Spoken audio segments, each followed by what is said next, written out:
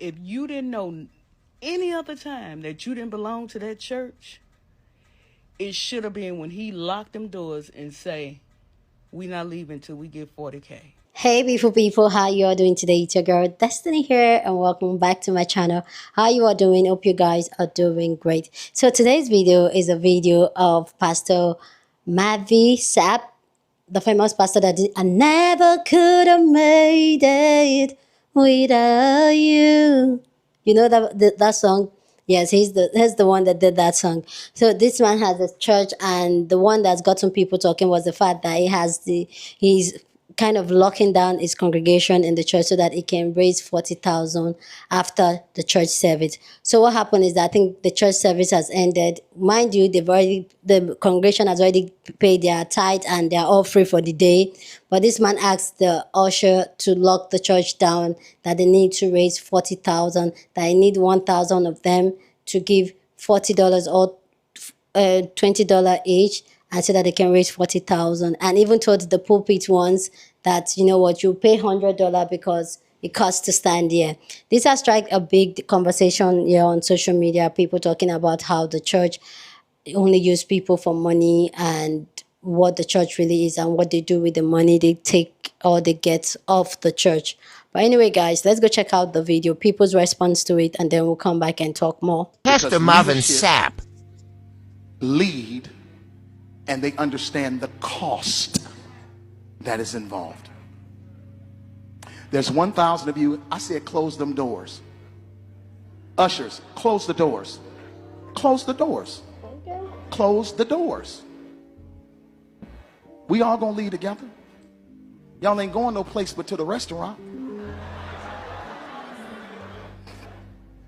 There's 1,000 of you tonight, and those that are watching, it's 1,000 that's watching online. This is a small seed. If I get 1,000 online to give this, if I get 1,000 in the sanctuary to give this, that's $40,000 tonight. I'm challenging each of you all down here to give a $20 seed. I just think $20 is a lot of money. $20, believe it or not, when my late wife Melinda P. Sapp was alive, was a good date. I could take her to the movies, buy a box of popcorn, get one soda, 2 straws. I wasn't cheap, that's swag. I was looking in her eyes, she's looking in mine. Can't do that no more. Now everyone up here, we've all sold and seeded, but I need everyone standing up here with us, with me, to plant a seed of $100. Because again, it costs to sit up here. I got you. Let's see. So put your 20 away, preachers. That 20 wasn't for you. And this is what I need you to do. If you're giving electronically, or even if you're giving tangibly, I'm gonna have y'all come to the altar and give it, because I need to see 1,000 people moving. Bring them baskets. I want the baskets up here. I want to see the folk. Y'all start moving. Y'all can bring it right now. Come. Even if you're giving tangibly, just put your hand on take your phone and stick it on the bucket.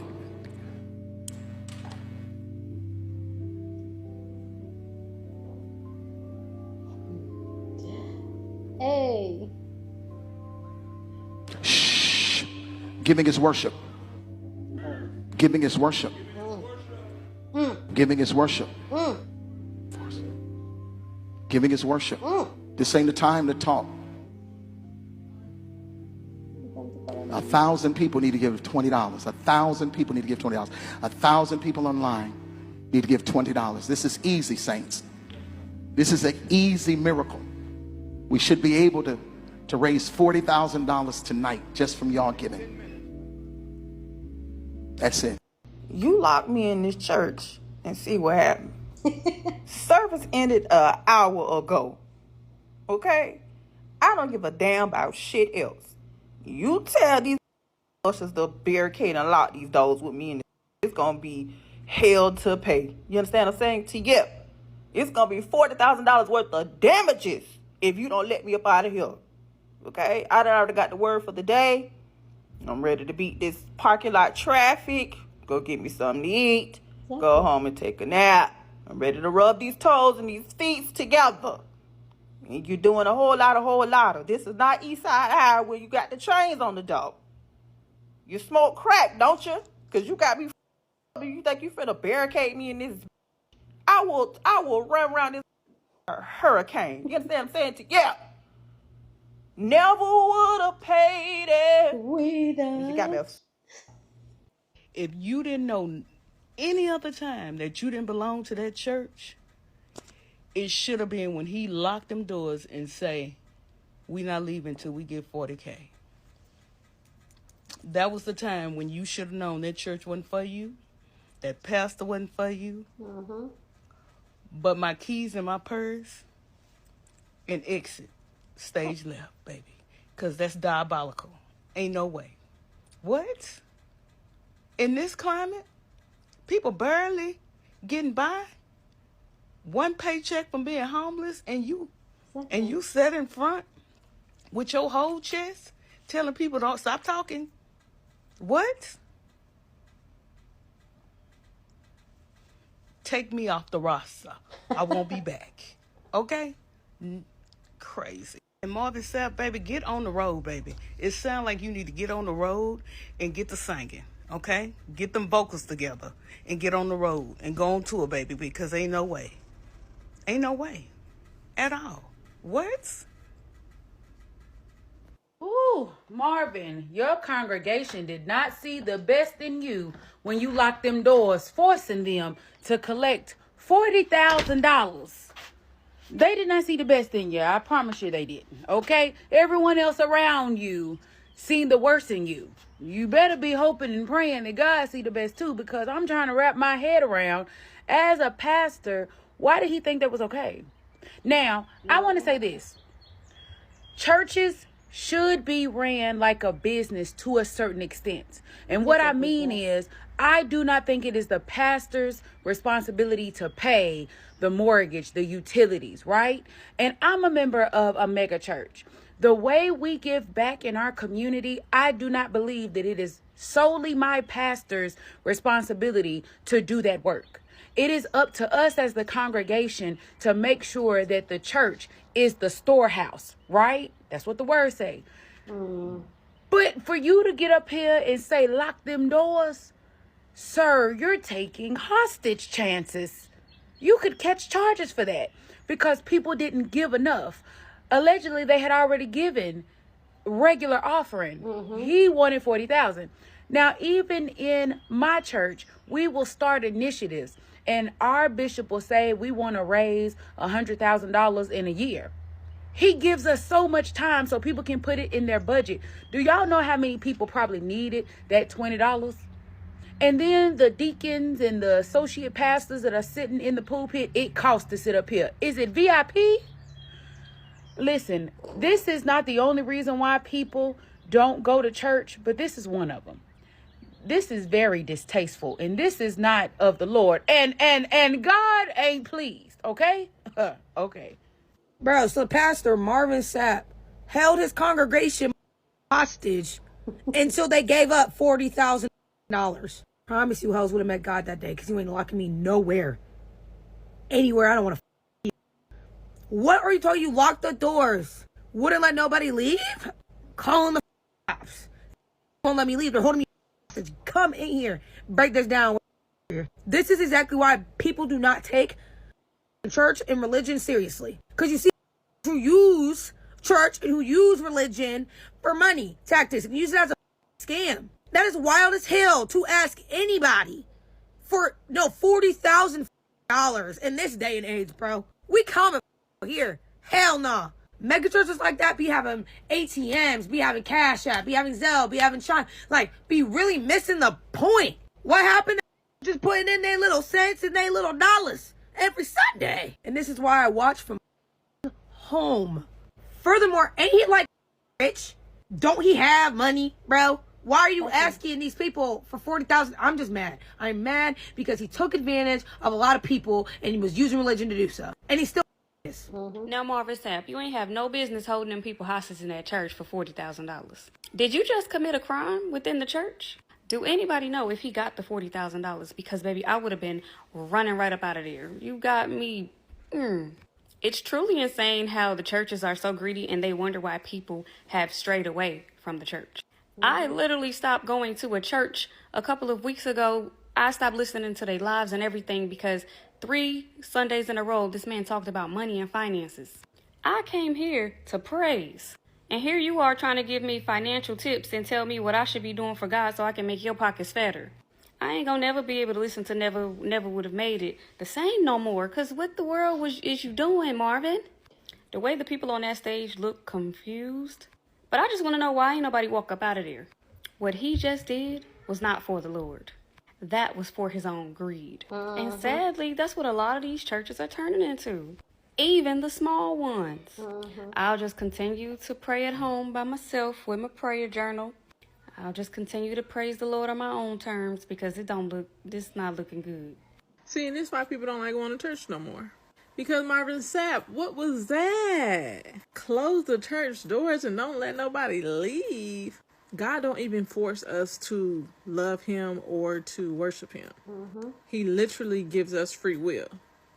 But then you as a pastor gonna tell me, you gonna tell the ushers to lock the doors. Because don't nobody need to leave. We all gonna leave together. But God don't force people to love him and to live for him. But you forcing people to stay at church until you raise $40,000. The God I serve, that just don't sound like him. He don't sound that bossy and that bully like he not no bully. And then he go on to say the people in the pulpit need to give 100 because it costs to sit up there. It do cost. It costs sacrifice and trials and tribulations. It don't cost money. You're not paying money to sit in that seat. So to say pay $100 because it costs to be up here. Ushers, close the doors. There's 1,000 of you tonight. It's 1,000 that's watching online. That's $40,000 tonight. Shh. Giving is worship. And I never would have paid it. What's funny is this genuinely does not surprise me. This is what they do. I've been telling y'all this, that they are money hungry. This is what they do. Close the doors, hold hostage until they pay you more money? That's insane. I'm surprised no one called the cops. You cannot force anyone to give you money and then have the nerve to say giving is worship. Yeah, worship to you. Where is this money going? It's not going to God. It's going to you. Serafina, they use that for the building. They use that to pay the bills. I grew up in church. No, they don't. My stepdad used to get up there and ask people for more money. Our church was raggedy, but he had 3 cars. Are hustlers. My favorite part is when he says this shit. This is easy, saints. Easy? If this is such an easy task, why don't you donate 40 bands? Reach into your bank account. You still got hit songs. No, you ain't broke. This is exactly why people are leaving the church. All of these pastors up here are convincing their churchgoers that they need to plant their seed in order to receive. Yet the only that are receiving anything are the pastors. And yet the churchgoers keep planting their seeds just to go home and eat crackers for dinner and not be able to pay the rent. I just heard about that pastor, Marvin Sapp, that held his congregation hostage so that they can raise $40,000 or something like that. And I've been biting my tongue on a lot of things I see these pastors do because I was taught not to question the church or not to question pastors or whatever. But I'm gonna be honest, to myself, even though I don't put it on here, but to myself, I be questioning everything. And I feel like everybody should do the same. Because just because this is speaking of the church, just because it's the house of the Lord does not mean everybody in it is doing everything for the best interest of the congregation and doing everything as the Lord would. Unfortunately, that's just unrealistic. It's even worse when the people that's not acting right in the church is the people behind the pulpit, because you are the one that's supposed to be called. But instead of doing the right thing, you're locking your congregation in the church so they can raise money for the church. It sounds like you're stealing. It sounds like you're holding people hostage.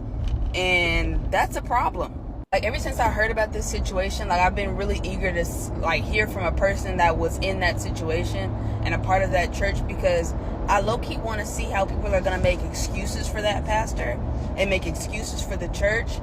You know what I'm saying? Because a lot of times my brothers and sisters that are like a part of these churches and are part of these mega churches and they love these pastors so much, they lose the fact that they're supposed to be praising and worshiping God, Jesus Christ, not whomever pastor. You see what I'm saying? Like, this is just a regular man at the end of the day. That's it, that's all. You're not supposed to have so much faith in him. So if something don't feel right, it ain't right. If something don't seem right, it ain't right. And you should take it for what it is and be like, oh yeah, I'm about to find a new church because this ain't it. That's it, that's all. Like, when you put so much faith in these pastors, you let ridiculous stuff like this slide and you make excuses for it. And anybody that questions it, oh, they're just a lukewarm Christian. Oh, they just don't understand. No, we understand perfectly fine. You don't understand. Ushers, close the doors. Close the doors. Good morning. Do y'all see what I'm talking about? Do y'all see what I'm talking about? This is why I say a lot of people, especially with these big churches, this is why a lot of people have left the church. That was one of the reasons why I left Dream Center when I was living in Georgia.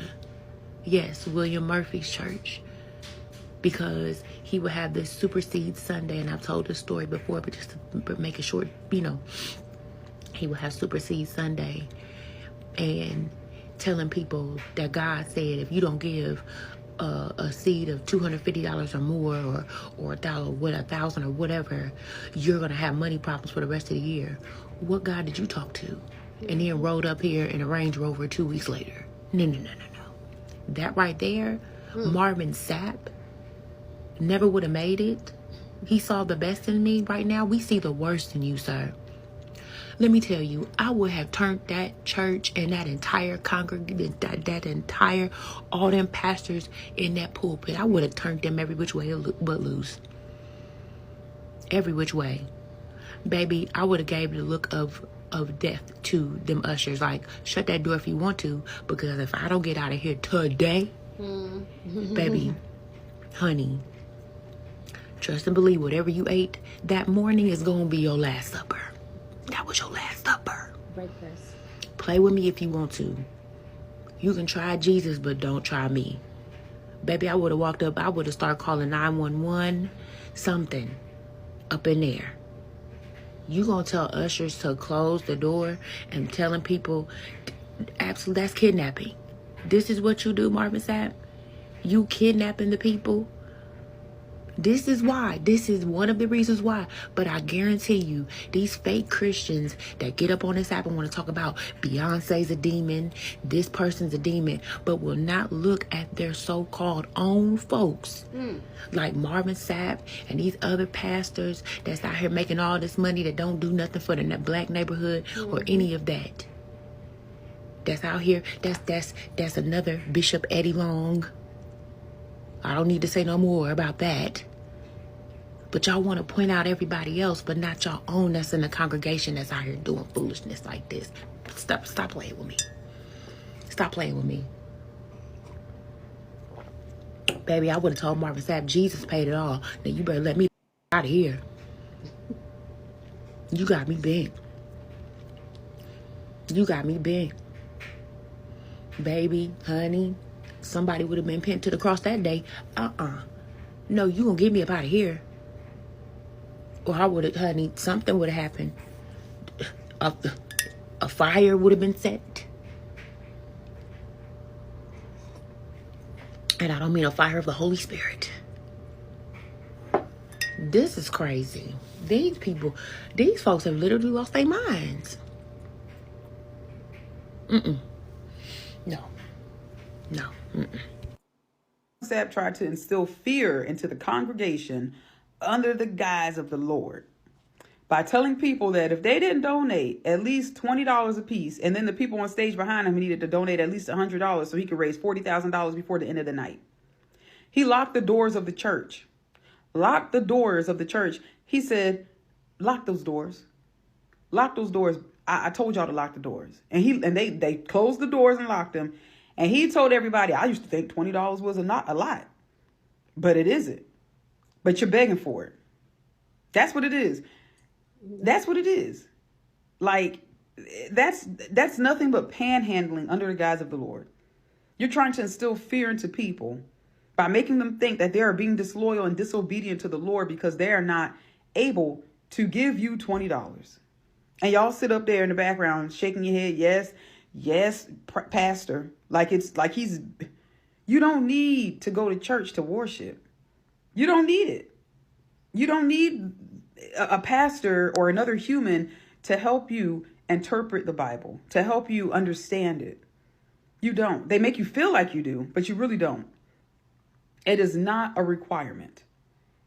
There's nothing that says go to church. And if it is in the Bible, I don't know, because I'm not Christian. I'm spiritual. You also have to remember that the Bible has been printed and remastered, or whatever you want to call it, so many times.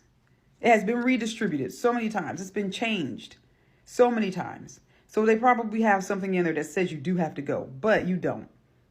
Not to love the Lord, not to worship the Lord, not to interpret his word. They use this as a crutch to get you all to give the money to fund their lifestyle. That's all this is. And though it's surprising to some people that he's holding the congregation hostage, it's not surprising to me.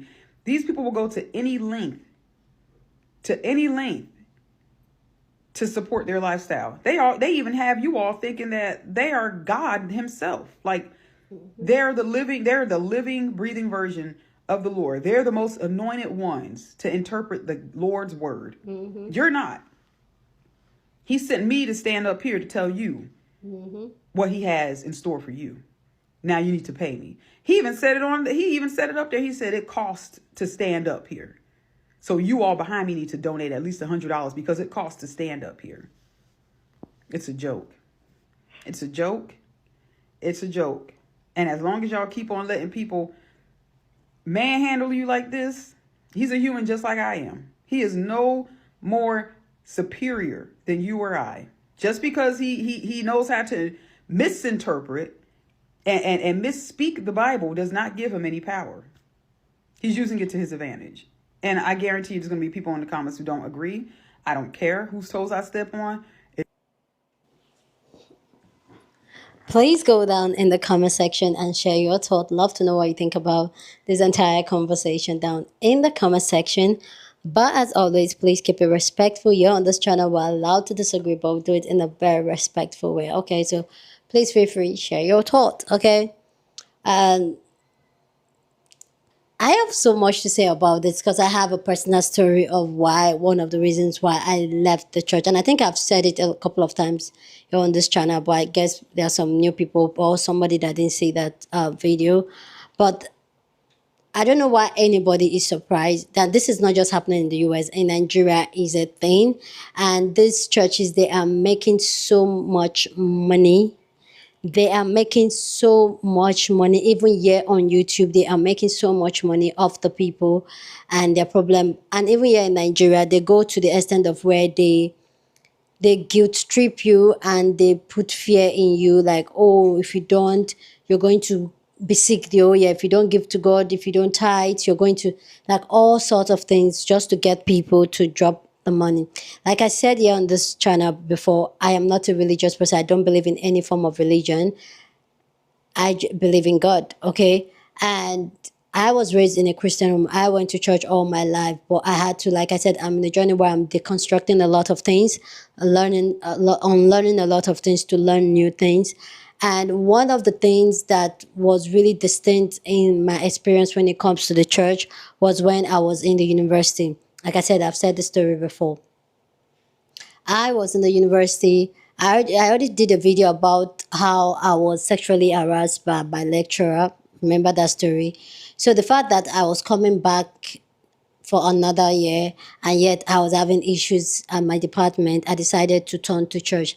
And mind you, I was a solid church person. Like, I was going to church. Me and my friends were all going to church back to back and all that. But I didn't go to the prominent position, which is like the usher. Like, when you're an usher, they know you. When you're on protocol, they know you. When you are in home service, they know you. And this is Living Faith Church, aka Winners. I'm going to say it, Winners, in my school at that time. And I choose to do, like, I feel like if I had to do like work for God, I don't have to be out there. So I didn't join any of that. What I joined was the sanctuary cleaning, which was very, for me, I feel like it was very convenient because we go very early in the morning to clean the church, organize the church before we go back home and all that. So I find it, and me and my friends were all doing it at the time. And I was really dedicated to it and all that. I got my membership certificate, all that, like the fact that they make you to have a membership, you take a class and then you have a membership certificate. That's a red flag, which I didn't realize at that time. And when I was having issues, so I'm saying all this to let you guys, give you guys a backstory of how dedicated and how I was working for the church. Like I was a full blown member for the church. And I remember when I was having issues in school, especially when that particular lecturer tried to sexually harass me, I was bawling my eyes out. I was crying. And the first place I felt like was supposed to be a refuge for me was the church. And I ran to the church. And when I got to the church, as I was crying, I said I wanted to see the pastor. Knowing that I was dealing with a high-ranking lecturer, I don't want to talk to even, I want somebody that has power as well. So I was crying. I was like, I need to see the head pastor, da-da-da-da-da-da. Mind you, because I was in sanctuary, they did not know me. You get it? And this man passed me. That was when you know that these people don't have any form of empathy for another human being. This man, I can't remember the pastor now. I used to remember his name, but I've let it go. This man passed me. You see a young girl. You guys already know that I look very young. So imagine when I was 19, 20, how young I look. Like I was looking young. Imagine you walking past a young girl crying her eyes out like that without you stopping to ask what was going on right in front of your office. And it just passed and all that. And I said, oh, the pastor is here, can I see him? And the girl, the secretary there went to tell him and all that. And he said that they should direct me to another pastor. And I need to show my certificate of membership before anybody attends to me. That I should go bring I was just like, really, this is supposed to be a place for everybody to come and seek refuge. At least that was what I was taught as a Christian, coming in the faith and raised in the faith. Like the church is a safe space for you and all that. And I was like, so why do I need to prove that I'm a member or a member before you even hear me out? At this point, they've not even listened to me. They don't even know why I came there distressed and all that. Nobody's asking me what's going on. They are just trying, like, oh God, it's so bad. Immediately they said, oh, I need to bring proof that I'm a member and all that. I just stood up, wiped my tears, and I walked away quietly. And that was where, on the get-go, I started seeing the church in a very different light. And I realized that they are not there for me. They are not there for you. You can give your time, your money, and all that. Like, if you know Winners, if you know Living Faith Church, you know they are very big on sowing seed and all that. And this one I'm talking about in the 2000, 2005, 6. You know, I'm saying, like, they were really big on that. And they really sold that dream to make a lot of people drop their money and all that. And how was that? Like, imagine them collecting money from students. Looking back at it now, it does not make sense how these churches, especially in my school at that time, was making students to tithe from allowance given to them from home. Even though a lot of the families were struggling to even send you money back in school, you will still give the church the money, and yet you will not even show up for these children you're collecting money from. For me, just really make me. And then the family I got married into, they are very religious and all that. My husband's family, they're very religious. And I got to see the back end of being a pastor and all that. And I was like, oh my God, this is a business. Because a lot of the time, and also, I also work in an architectural firm. So my company actually built some churches and all that. And that was when I realized that churches here in my country, in Nigeria, when they gather money, all those funds they gather and they say, oh, they buy it in the name. When they do, the owner name is the head pastor, not the church, the head pastor. And I was like, wow. Or you want to talk about a pastor? I'm not going to call his name because the daughter, I can call his name, Trem Church, yes.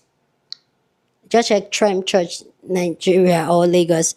His only daughter was getting married, and the invitation was VIP. They welcomed the church members to come to church. After the church ceremony, before going to the reception, they gave the church member what they want to give them and said the reception was for VIP. You need to be invited. These are people that are supposed to give back to the society. These are people that are supposed to give back to the environment. So I'm not surprised hearing this pastor. For me, this is even a normal thing that they do a lot here in Nigeria. They emotionally blackmail you to give money. And a lot of the time, this money does not go back to the society. This money does not go back to the people.